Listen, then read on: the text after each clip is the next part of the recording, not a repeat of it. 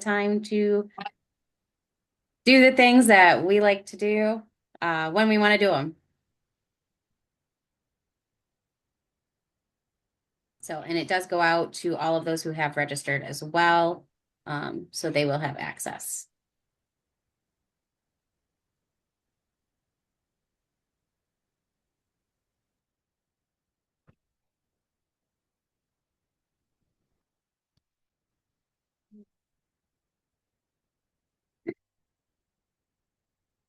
Dan, are you on twice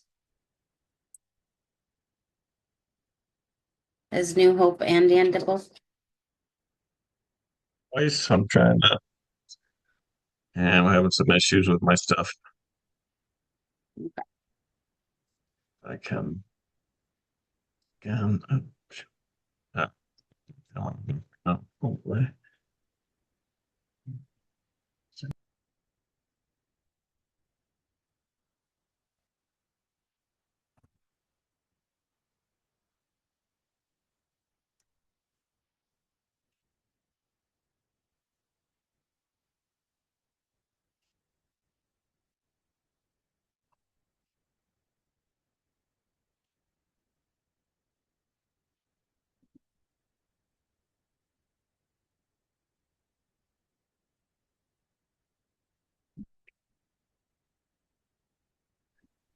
All right, hopefully we're good now. Sorry. Okay.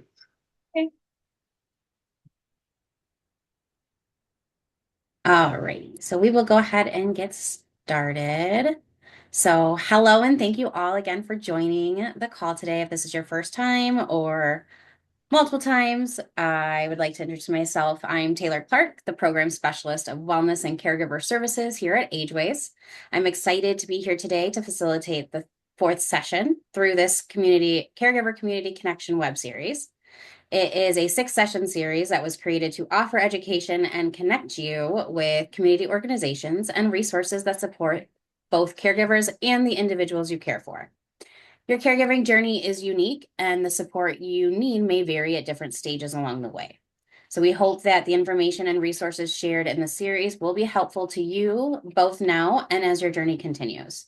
We also want to acknowledge that all questions and scenarios may not be answered or addressed with just this one session or even the whole series. So, I'd like to take a moment to share some information about AgeWays and the work we do, especially for those who may not be familiar with us. AgeWays Nonprofit Senior Services was formerly known as Area Agency on Aging 1B, even though that's still who we are. We are a nonprofit organization supporting older adults, caregivers, and adults with disabilities throughout our 6-county region. Our resource center provides callers with information and assistance to help find and connect callers with local, state, and national programs and resources. The research and advocacy team works with local, state, and federal agencies advocating on behalf of the older adults and their caregivers within our region. In-home service programs help to keep older adults and adults with disabilities living independently for as long as possible and is safe to do so by providing homemaking assistance, help with personal care, and even respite for caregivers. AgeWays is committed to promoting health and wellness and education to older adults and caregivers. We offer wellness and caregiver programs both in person and online. Programs like A Matter of Balance, Bingo Size, Dementia Live, Eat Smart, Move More, Weigh Less, True and Powerful Tools for Caregivers.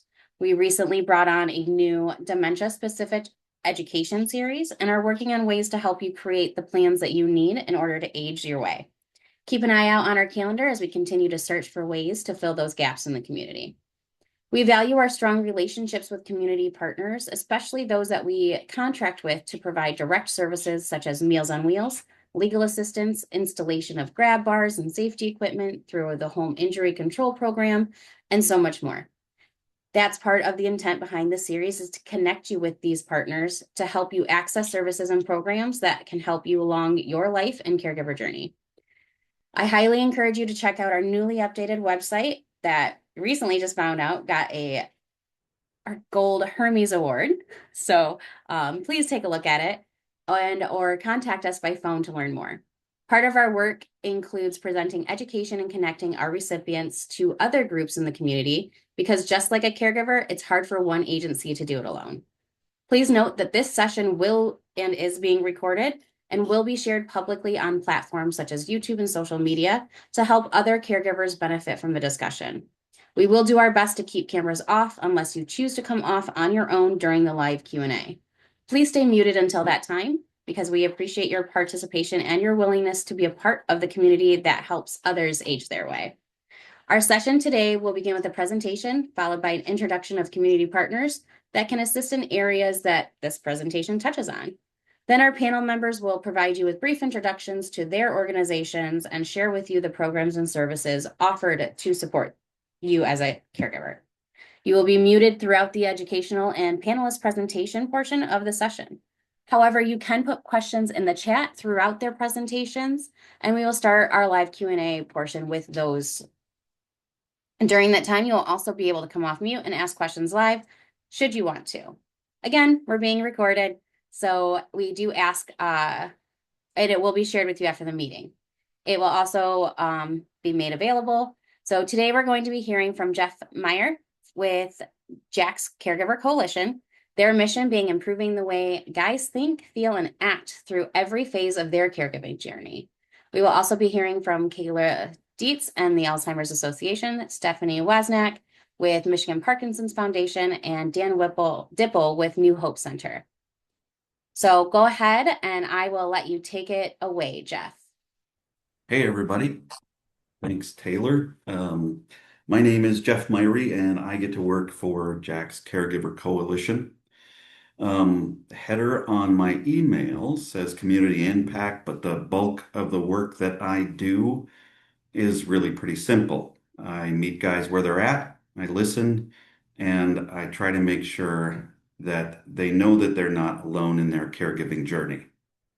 I'm not a social worker or a therapist, but what I do bring to the work that I do is experience. I've had two caregiving experiences of my own, and those caregiving experiences have shaped the way I understand the men that we work with.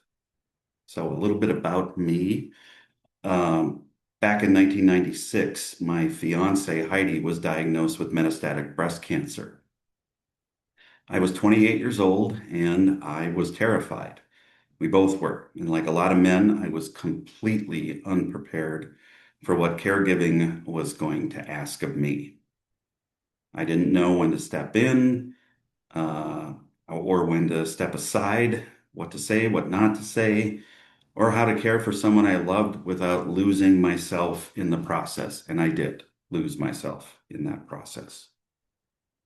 So I did what I thought I was supposed to do. I made myself available 100% of the time. I set everything else in my life on a shelf. I built a wall around myself, and I tried to become useful, steady, and always there. I went to every appointment. I ran errands.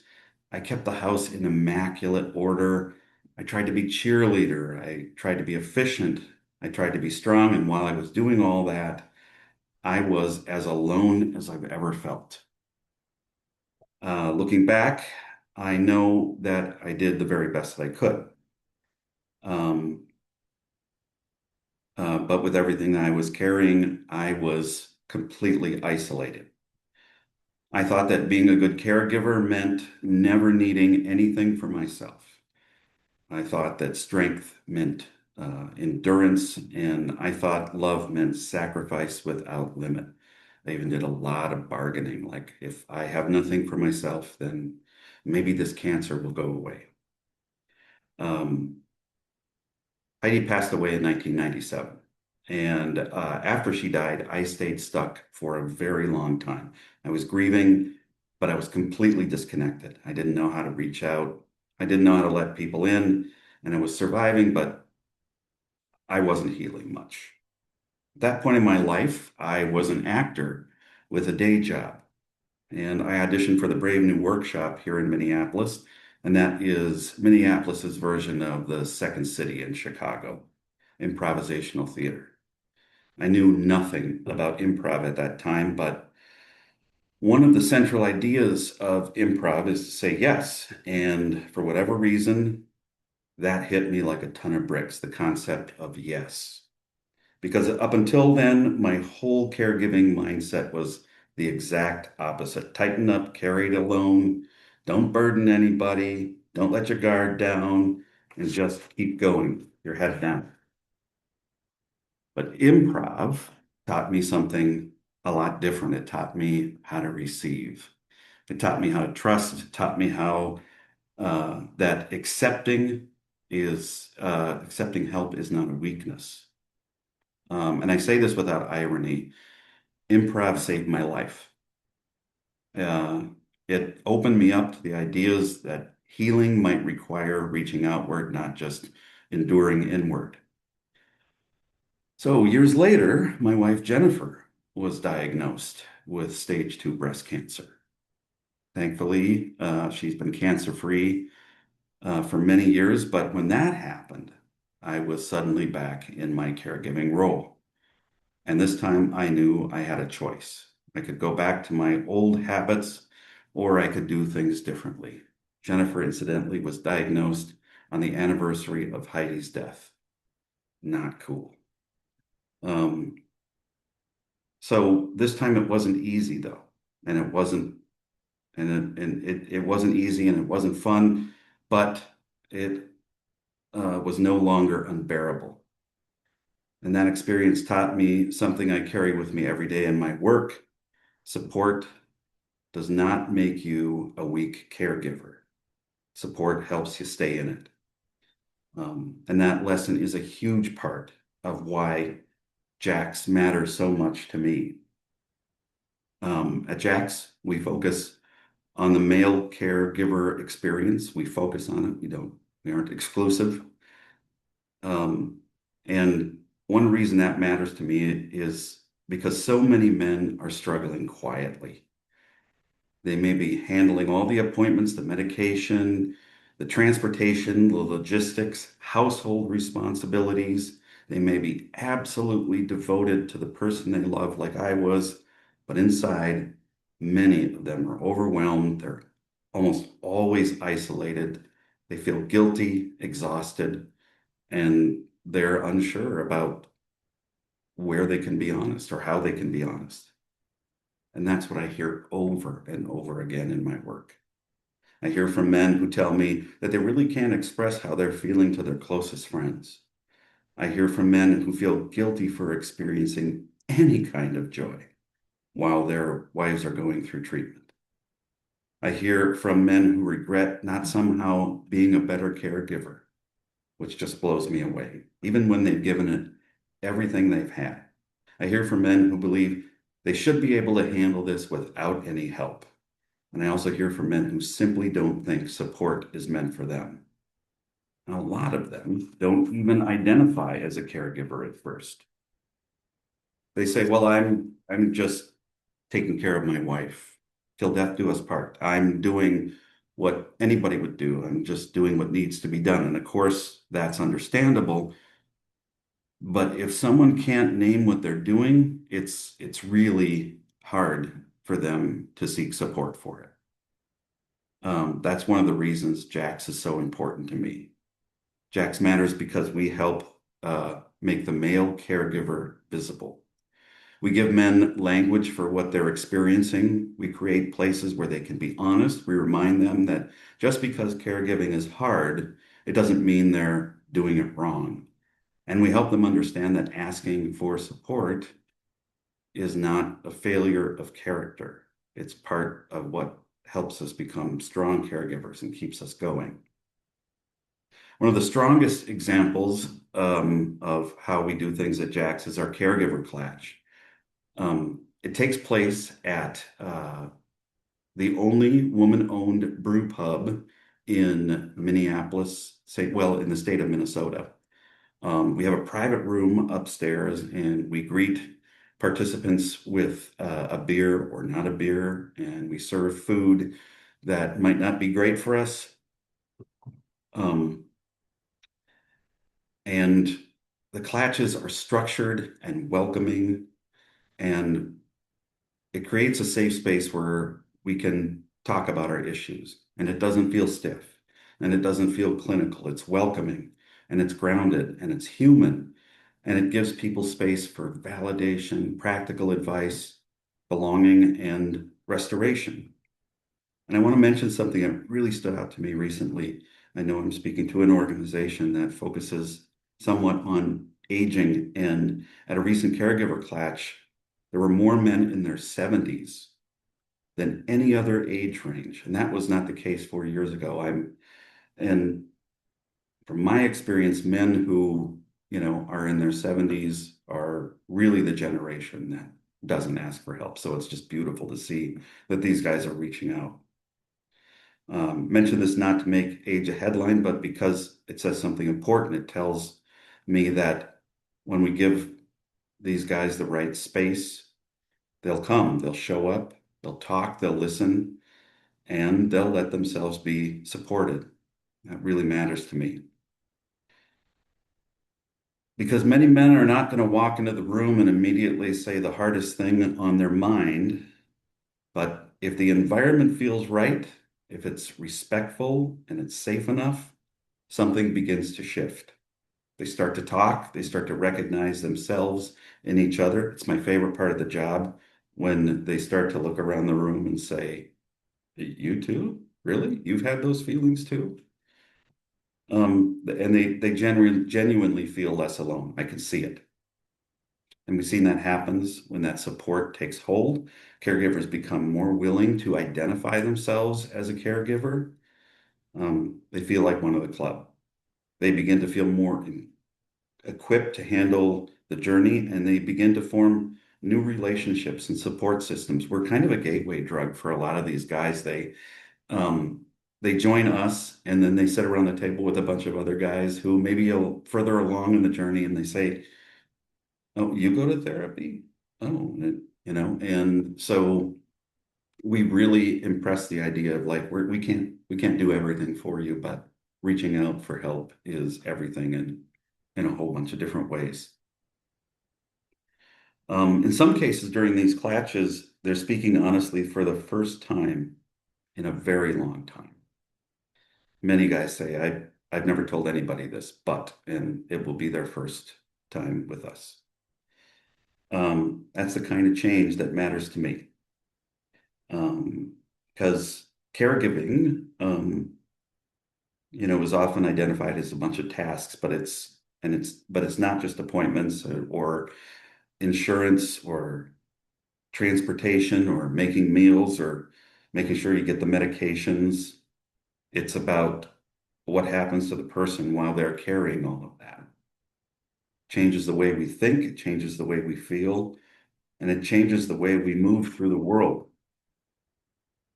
And if we only focus on logistics, we miss the human cost. That's why I really care so deeply about my work. My story taught me what caregiving can take away from a person. As I said before, I completely lost myself. And my work at Jack's keeps showing me what support can do and give back. It can give back language. It can give back connection. It can give back dignity. A lot of these guys think of themselves as pretty broken when they come to us. And we can't fix everything, but it gives them more dignity. It can give back some steadiness, and sometimes it can give these guys hope. I also think that Jack's matters because the men we serve don't need to be fixed. They need to be seen and they need to be heard. They need to know that they're not the only ones carrying the fear and guilt and exhaustion and loneliness. They need places where they can stop pretending and be fine with just telling the truth. And that truth telling is very powerful. It's powerful because once someone says out loud what they're actually carrying, they're no longer carrying it quite so alone. And when someone realizes that they're not the only one who feels that way, that can be the beginning of real relief. I get to see it at every clutch. It's just amazing. I see it on their faces, this realization that these things that I thought you were unique to me are everybody around the table is nodding their head. It matters because support changes the experience of caregiving. And it matters because no caregiver should have to disappear into their role the way I once did. I preach that all the time. You're making room for you. My first caregiving experience taught me how easy it is to lose yourself. My second caregiving experience taught me that asking for help can move you to be more present and not less. Much better caregiver the second time around. And my work at Jax reminds me that every day that when people are given the right space, that they're far more often for connection. That's why this organization really matters, because caregivers do not just need resources, they need understanding. And more than anything, these guys need community. They need room to be human. And they need to know that they do not have to carry all of this alone. So, thank you. Thank you so much, Jeff. That was very inspiring. Appreciate your transparency with your caregiving journey. I know that we actually had a speaker who was going to be present today with Gilda's Club in Metro Detroit, which is a specific to cancer support. So I'll talk a little bit more about that too. So, but even it's one of the reasons I wanted to bring on Jax is recognizing that men are caregivers in multiple different aspects of the journey. So very appreciative of your time and education. Gilda's Club was a huge help to me the second time around. I've been a member there since 2014, and I go weekly and teach improv there. It's awesome. Fabulous. So we will touch base on that because again, you're also based out of Minnesota, Minneapolis. You have online access though too, right? That can help support those that aren't in that location. Yeah, we have one-on-one coaching, and if somebody reaches out to us in any way, they're going to get me. There's two of us, so we have one-on-one coaching, and it's pretty informal. Um, I've had lots of successful coaching relationships with guys over the phone or in this way. And then at the last Thursday of each month, we have a virtual support group. It's a version of our clatches, um, with without the beer and food that's not great for us. You can always bring that with you though, right? Yeah, that's right. We encourage people to do that, right? Amazing. So I am going to go ahead and introduce our other panelists. So we have speaking today, Kayla with the Alzheimer's Association, as well as Stephanie with Michigan Parkinson's Foundation and Dan Dipple with the New Hope Center. So we'll go ahead and have them turn off their camera when they are speaking, or turn on their camera when they're speaking. And we'll go ahead and start with Kayla. All right. Hi, everyone. I'm Kayla from the Alzheimer's Association, and I'm going to share a PowerPoint.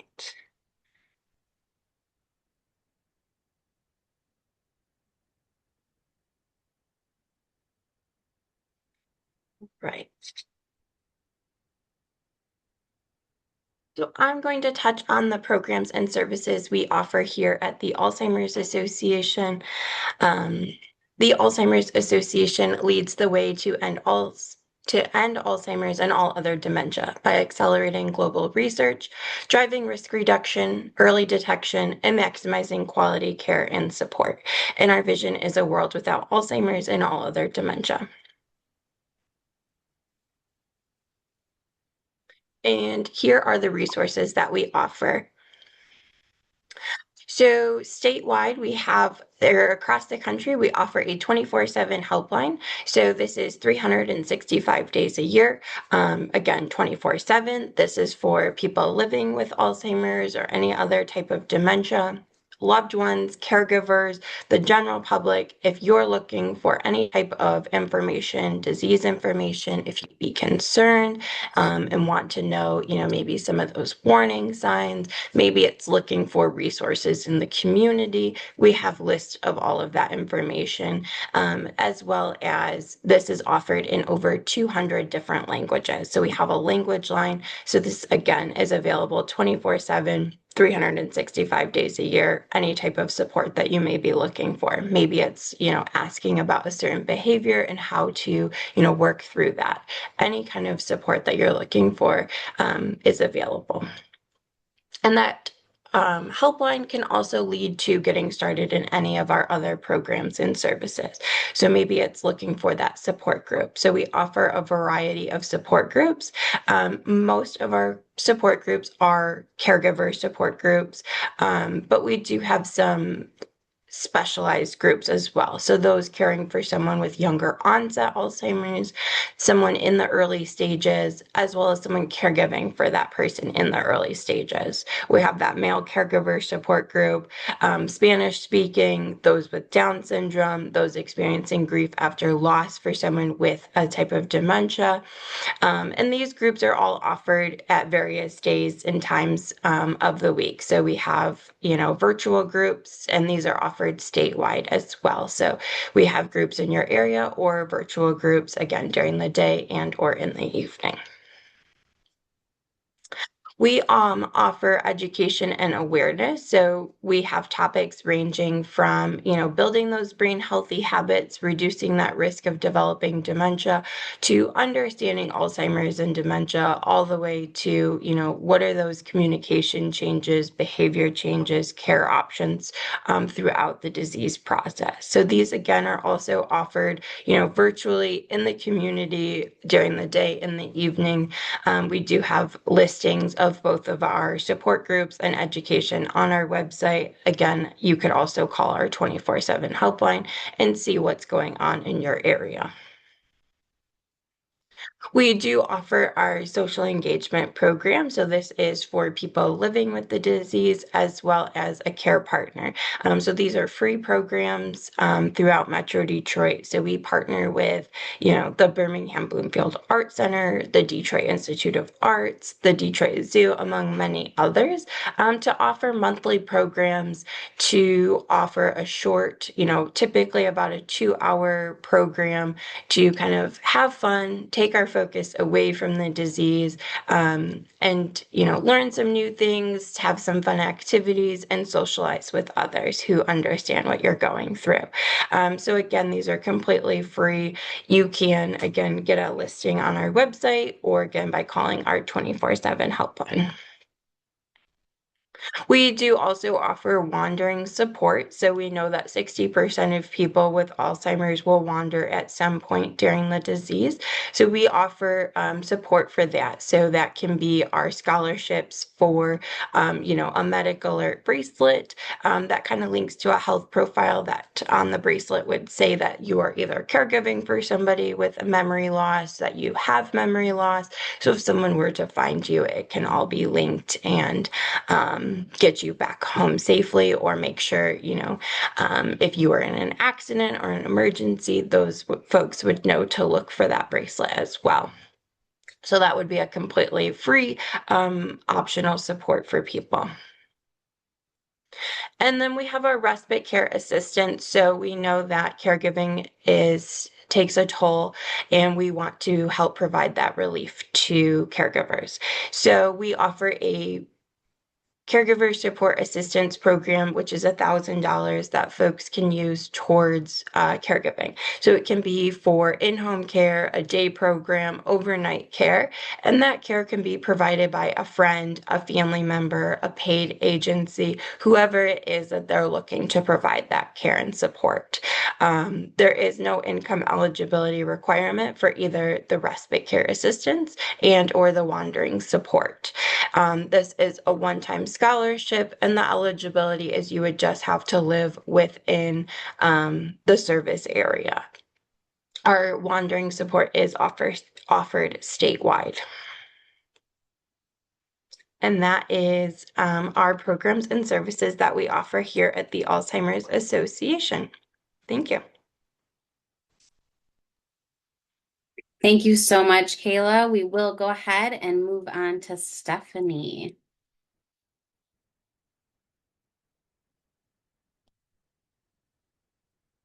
My name is Stephanie Wozniak, and I am the Director of Social Services and Licensed Master Social Worker at the Michigan Parkinson Foundation. We are a statewide organization offering free programs and services for family members, care partners, caregivers, healthcare professionals, and individuals living with Parkinson's, as well as extending programs and services to those with movement disorders, including PSP, MSA, anything that really falls under the umbrella of a movement disorder. And so within our programs, again, they are statewide. We are a nonprofit 501c3 where we offer really our 4 pillars of support, which include community, education, exercise, and then respite. And so within our community pillar, we do offer over 70 support groups across Michigan's 83 counties. Those do include in-person and virtual groups. So we also offer young onset. We do have women with Parkinson's. So really just trying to offer support even for care partners. So we have sorry, there was a bug. So glad this is recorded. So we have caregiver support groups as well, which are in-person and virtual. And we also offer mentorship. So our mentorship program is really for more one-on-one support where we have individuals who maybe they want to talk about DBS surgery and what that experience was like for them. We have women with Parkinson's. We have care partner and person with Parkinson's. So we do offer a pretty wide range of different topics that someone could reach out to just from the perspective of a listening ear. Because it's something with Parkinson's, we really want to make sure nobody feels alone on their journey.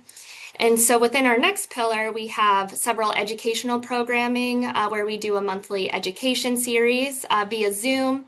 We also do in-person community forums across the state, as well as we have 2 major symposiums that we host each April for Parkinson's Awareness Month. They're open to anybody who's willing to or who wants to learn more about Parkinson's, the environmental factors. Each year we have a keynote speaker. So those are, and we offer CEs. So anybody, any nurses or individuals looking to earn those CEs can attend as well. We also do free exercise. So we have a program, exercise is proven to slow the progression of Parkinson's. So we do offer power classes. So we do have a program where we're expanding, offering free classes across the state, as well as our virtual exercise, which is held via Zoom Monday through Saturday, with all of our recorded sessions with education and exercise on our YouTube. And so with our respite programs, our respite pillar, that's really where my realm is. So we do offer, I offer one-on-one support via phone. I have a lot of care partners who will reach out to me just asking for advice, guidance, support, looking for resources and referrals. And so that's really when my social work hat comes on. So that way I'm able to just kind of guide them to things that they may benefit from. We also offer a respite care assistance program, which is our financial assistance. We do offer up to $2,000 a year to help pay for respite care services. We have an application. It's accessible online. I always just say fill it out to the best of their ability. So that way, if I have questions, I speak with them one-on-one.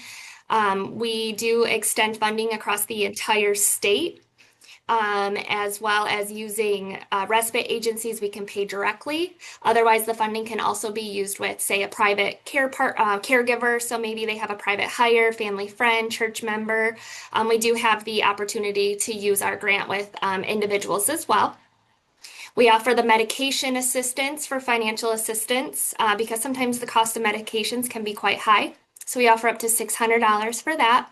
And we also have a loan closet. One of the biggest pieces of equipment that we send out are the Parkinson's specific U-Step walker.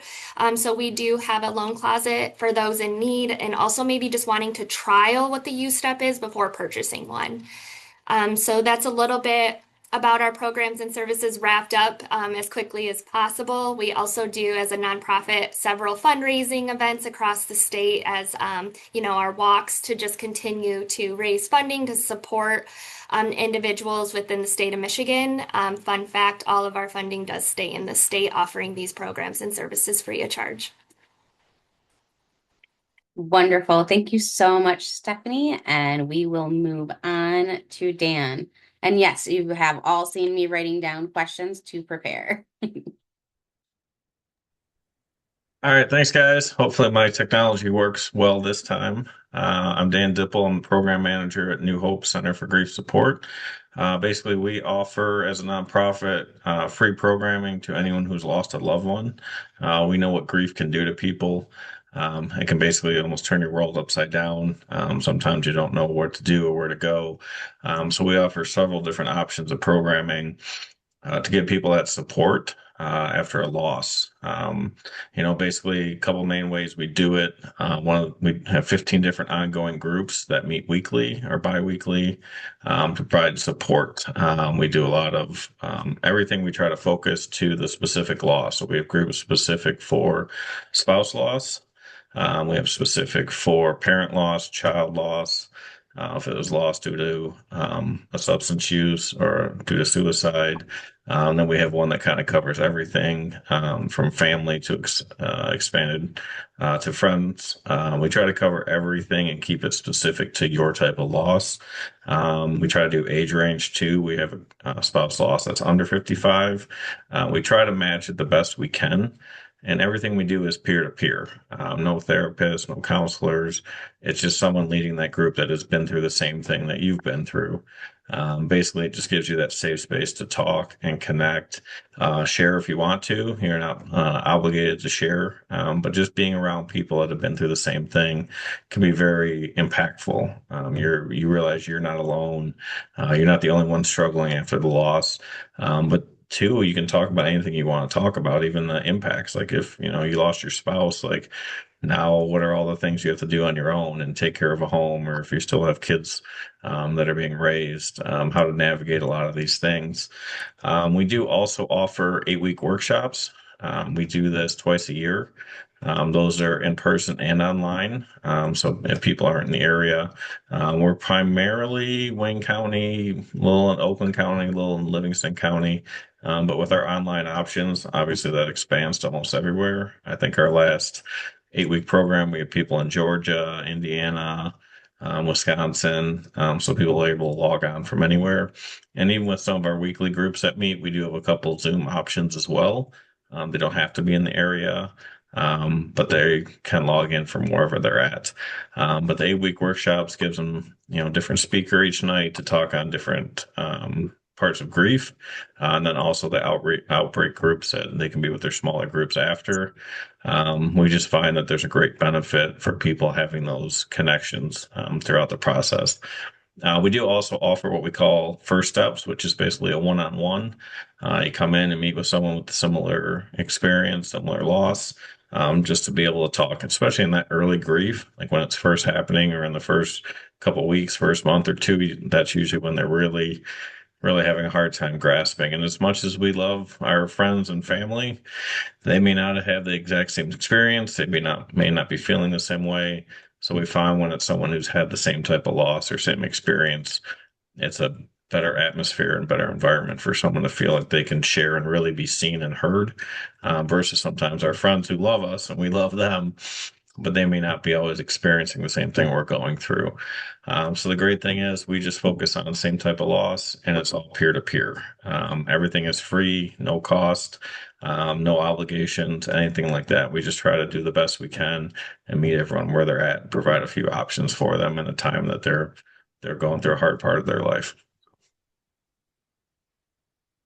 Thank you, Dan. Okay.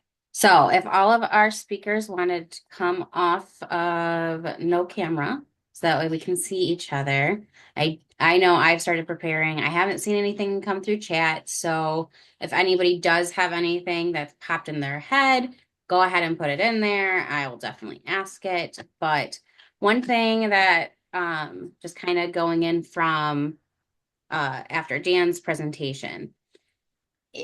all of you guys, I believe, have some sort of bereavement or loss resources.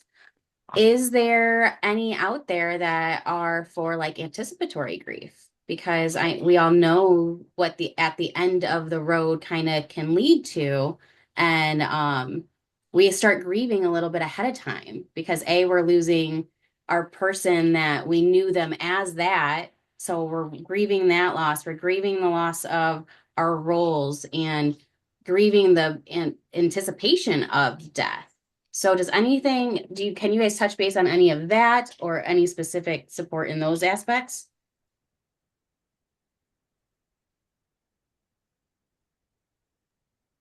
We offer we offer two different support groups, what we call our clatches. And one is for active caregivers, and the other is for folks who have lost somebody. And often in the active caregiving support groups, there's a really big focus on grieving the loss of what they once had, with their wives or their partners.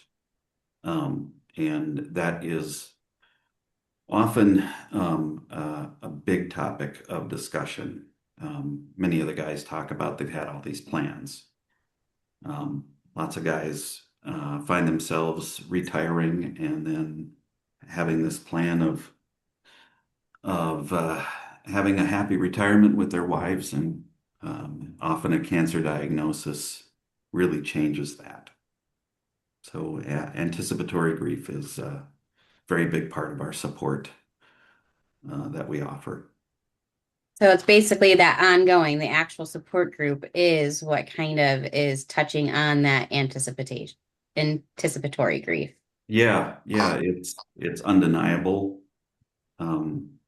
It's not like let's talk about anticipatory grief. It's a topic of every support group that we have. I will share that the Alzheimer's Association is the same way.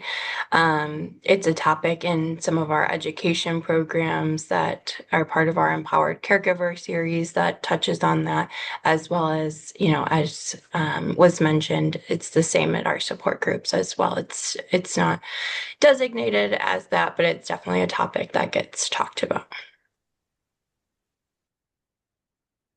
Wonderful. And then I did have a question for both Kayla and Stephanie. You guys talk about the respite scholarships and whatnot. Are these reimbursements that you would pay out so somebody has to pay first, or is it really a scholarship that they get and then they report back to you on how they used it? So ours is a reimbursement for the individual to use with the private hire. The respite funds are also used with agencies that we work with across the state that we pay directly for the care. So there's two ways to use the funding. Is set up the same way. So it's a reimbursement, and there are some agencies that we can just pay directly as well. So Okay. This is for anybody. What signs kind of tell somebody that they might benefit from joining a support group? I personally think within my realm of work, everybody and anybody living a life with Parkinson's would benefit from a support group. With Parkinson's, they're being diagnosed with an incurable disease and it doesn't just affect the person, it affects the family as well. That goes with many other diseases and disorders.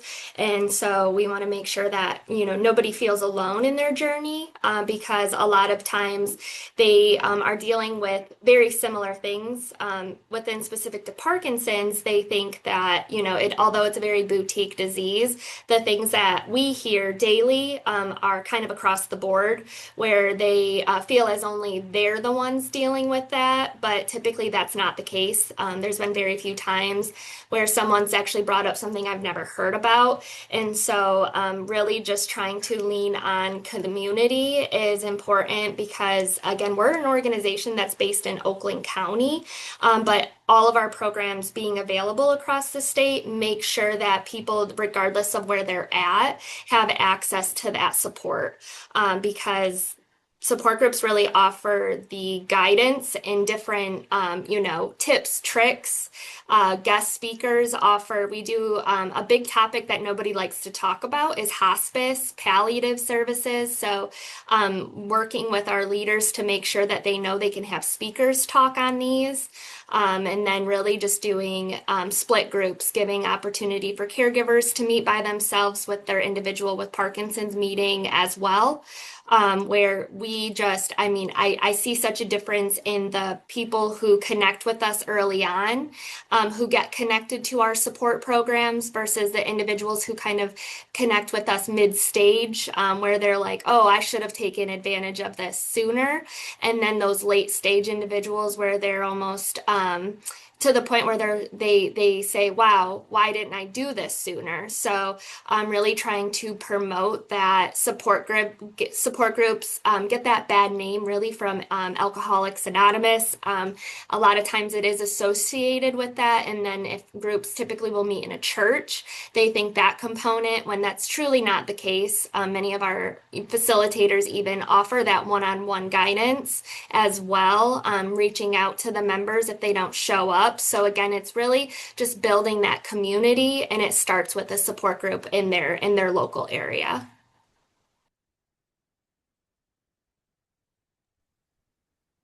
I think Stephanie nailed that one. Ours is the exact same way. I feel the same, that anyone and everyone can benefit. If they're concerned about their memory or their loved one, they could come to a group, or if they've been diagnosed or any part of their journey. Yeah, I would agree exactly with everyone else. I mean, basically with grief, it's so unique to every individual person. There's no really signs, unless it's something that's prolonged or, you can't get out of bed or you're not functioning for long periods of time. But really for us, it's really just establishing community and ultimately friendships. I mean, it's like having a good group of friends around that can completely understand what you're going through. So just building that earlier in seems to do better. I mean, we have people that come to us after 3 years or 6 years. It's all when people are ready, but just like anything else, the sooner you start, the sooner you're going to have some better outcomes. So I think that's the main focus is just building that community early, those friendships early, and just like anything else, the earlier you start, the sooner you'll see some positive things out of it. So it almost sounds like we have that stigma about support groups. Should we start changing it to support clubs? Do we think we want to rename it in Michigan around that? We actually had a really big talk about do we continue to call them support groups for that reason? But where we kind of landed was that at the end of the day, it is a support group, and people know generally like what a support group is. And so when you start to kind of mess with the names of things, saying it's a club, then they think, well, is there a membership? So I think support group is really an established term across the board where it really just takes, the organization just really stressing the importance and explaining what the actual group is about, especially if, it's their first time, and making light of it. I often use that joke of AA, just because it gets a little giggle out of them and it kind of lightens the mood because for anyone who's never been to a support group, it can be very overwhelming, especially what we find too is that for individuals who are newly diagnosed, when they attend a support group, they're attending where anybody is welcome, which also means that individuals who are late stage are likely going to be within the group. And for many, that's scary because we know it's people from the denial standpoint we talked about and grieving the life they once had, it all kind of comes into play where somebody who's newly diagnosed, especially a young individual, young onset, say they're 35 and they attend a group where they see someone who say maybe is 85 years old experiencing Lewy body dementia or other memory loss who are no longer able to really move independent. That's really scary for them. And so offering again just those words of encouragement and then setting expectation and then even just following up with them to see how it went and then maybe tailoring. And Jeff made a really good point of that male caregivers is an area where we actually are seeking out someone to start a support group because we keep getting these requests, but finding someone to step up to the plate to actually facilitate, although it's not as scary as individuals think, but a male caregiver's experience is very different than a female's caregiving experience. And so really making those inclusive groups, Veterans with Parkinson's is another one, just like really making groups designated to specific areas is also helpful. And that includes being, early on in a disease or or a situation versus, those late stages. That's a really good point. I can imagine that that could be like a challenge or unique barriers for people because, like you said, one, and like we've mentioned, one caregiving journey isn't the same as another caregiving journey. So the more specific we get into some of these groups, the more we can tailor to those individual dynamics.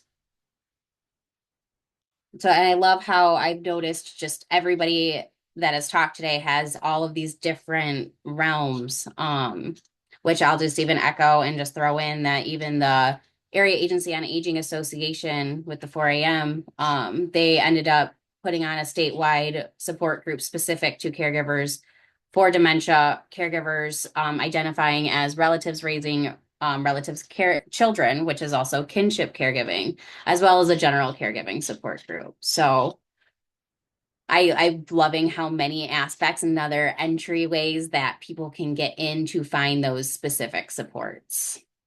But have we, has anybody really identified what kind of gives people hope in the middle of these difficult seasons or what we've learned that support groups can do in touching base on that?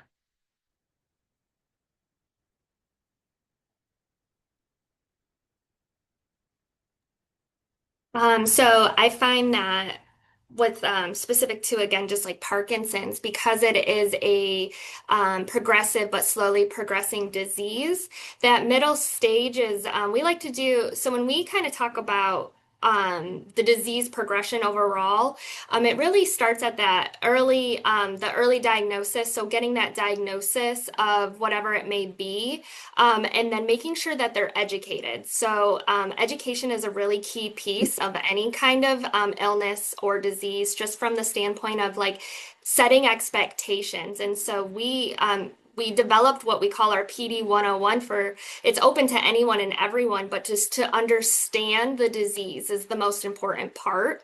Because again, we know that individuals live in denial. They live, they also grieve the life that they once had. They often will search Google, which although is great, it can also sometimes really not be so great. So making sure that they have information to make sure they're set up for success. And so when we talk about really like a PD 201, but I guess more of that mid stage, it's really about their involvement. So their involvement of the resources. And so nonprofits are great for many reasons. And one of the things that we really advocate is we provide hope in every step because we're boots on the ground. We're in the state providing these support services and being able to connect them with, again, individuals in their area, resources in their area, getting them connected with like those, proper medical professionals. So that mid stage, I like to think, or we like to think, is really the doing of the work.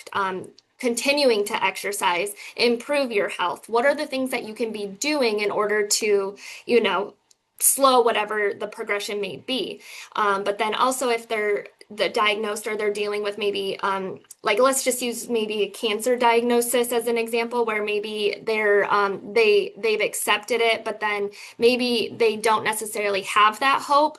Helping them find what they can still be doing, because we know that mental health plays an aspect, that positive mindset, that positive attitude really again just helps across the board no matter what we're dealing with. And so really again having individuals connect with these foundations, these resources, these support services earlier on, because a lot of times when they're reaching that mid to later stage, it's again those words of like, why didn't I do this sooner? So educating individuals early on, so then that way when they hit that mid later stage, then we can talk about maybe those next steps and in preparing for those difficult conversations. So again, with Parkinson's specifically, we've developed this PD 301 because people don't want to talk about grief and loss. They don't want to talk about hospice, palliative. They don't want to talk about alternative living. And so providing education at that point is also very important. I mean, education across the board, I want to be clear on that. They should always be looking to, stay up to date on things going on. But when we're later in those disease stages, being prepared and having those uncomfortable conversations. I do it almost every day. I talk to somebody about hospice almost every single day. And so education and then again into those late stages being prepared so that way when things come up they know their loved ones wishes, they're set up for success, they know what's to come. And so that's all that I guess I would really share from our organizational standpoint and what we've kind of noticed, experienced, and dealt with.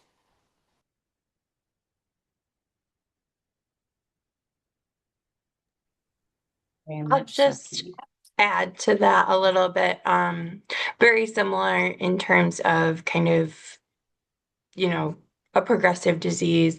And so very similar in terms of how we approach it and everything. But I think we've heard from a lot of folks who, utilize our services maybe later in the disease and they say, I wish I would have known about this sooner. I wish I would have known about that when my mom had the disease. And so I think there's a big, push for those in the earlier stages to really take advantage, learn, how very similarly, how can we, take care of our brains and bodies and all of that so that, we are in those stages and taking the most of that. So I think it's very similar to, Parkinson's in the way that, people in those later stages then learn, what are those behavior changes that we might experience? What are some of these communication changes? And, avoid some of those challenges of, maybe you're not doing it the best way. And so learning those tips sooner rather than later to help you through that process, making it a little less stressful in those moments.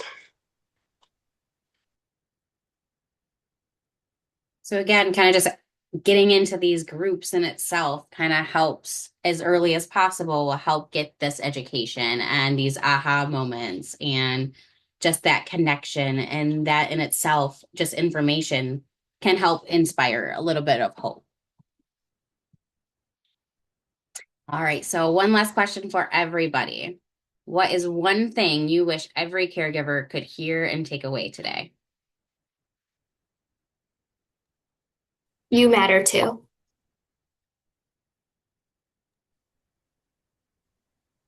Say that Reaching you out. matter and you're not alone. Like every time for us, a lot of people feel isolated, alone. Like they just need to know they're not alone and there are support and services out there for them to help them get through a tough time.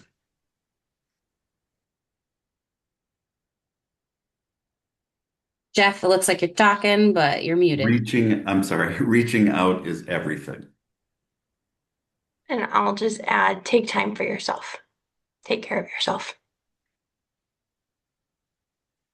Well, I wanted to say again, a big thank you to Jeff and all of our panel members today for sharing such important information. A survey is going to pop up for those after leaving the session, and we kindly ask you to take a minute to provide any feedback that you have from today's session. Your feedback will help ensure that topics presented are relevant and meet your caregiving needs. Please join us again for the next session, July 9th at 11 a.m. This session will be discussing respite care and what it is and what counts. We'll be welcoming back Dr. Jim Manji with dementia-friendly services and the benefits both caregiver and care recipients receive while utilizing respite supports and different ways to achieve that much-needed breather. Don't forget to register if you haven't already, and while you're there, register for our newly offered one-session Powerful Tools for Caregiver workshop to discuss how managing stress can benefit your caregiving journey. And that is on May 28th at 11 a.m. Other virtual sessions that are coming up include a Dementia Live on July 13th at 1 p.m. and on June 4th, where we will have a dementia education presentation on activities and life engagement for dementia care at 2 p.m. I'd also like to thank you for all you do for your loved ones, because some of you may not hear it enough and some loved ones may not even be able to say it. So I will say it for them. What you do for them goes beyond thanks, because without you, they would not be living with the same quality of life that they are now. We look forward to seeing and hearing from you next time. And thanks again for joining us. Be happy, be healthy, and be safe.